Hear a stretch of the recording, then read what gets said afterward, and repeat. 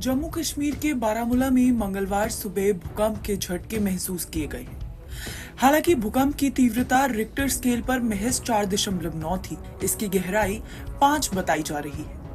इसी वजह से ज्यादा नुकसान नहीं हुआ है। वहीं अचानक तेज भूकंप के झटकों से लोगों में हड़कंप मच गया है। लोग जान बचाने के लिए घरों से बाहर दौड़ पड़े हैं।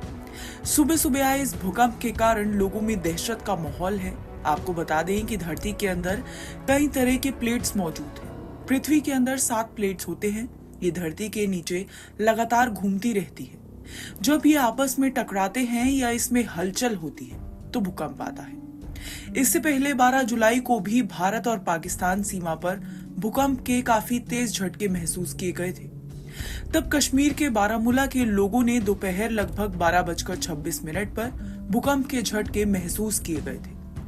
रिक्टर स्केल पर भूकंप की तीव्रता 4.1 मापी गई थी। भूकंप का केंद्र सतह से 10 किलोमीटर नीचे रहा था।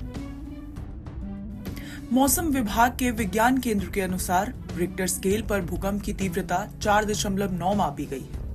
नेशनल सेंटर फॉर सीस्मोलॉजी के अनुसार सुबह करीब 6:45 पर क्षेत्र में भूकंप के झटके महसूस किए गए। भूकंप का केंद्र 5 किलोमीटर की गहराई पर था। आपको बता दें कि इसी साल फरवरी के महीने में कारगिल और लद्दाख के भूकंप के झटके महसूस किए गए थे। रिक्टर पैमाने पर भूकंप की तीव्रता 5.2 मापी गई थी। भूकंप के कारण जान माल का कोई नुकसान नहीं हुआ था। राष्ट्रीय भूकंप विज्ञान केंद्र ने जानकारी दी थी कि रात 9:35 पर भूकंप आया था। इससे पहले दिसंबर में भी भूकंप आया था। अब एक बारी जान लेते हैं कि भूकंप आखिर कैसे आता है।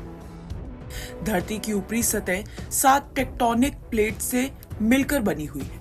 जब भी ये प्लेट्स एक दूसरे से टकराती हैं, तो वहां भूकंप का खतरा पैदा हो जाता है।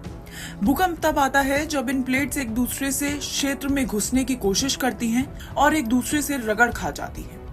फ्रिक्शन के कारण धरती डोलने लगती है। कई बार धरती फट भी जाती है। वहीं कई बार हफ्तों तो कई महीनों तक ये ऊर्जा रह रहकर बाहर निकलती है और भूकंप आते ही रहते हैं। इन्हें आफ्टर शॉक भी कहते हैं। रिक्टर स्केल असर 0 से 1.9 सिर्फ सीज्मोग्राफ से ही पता चलता है।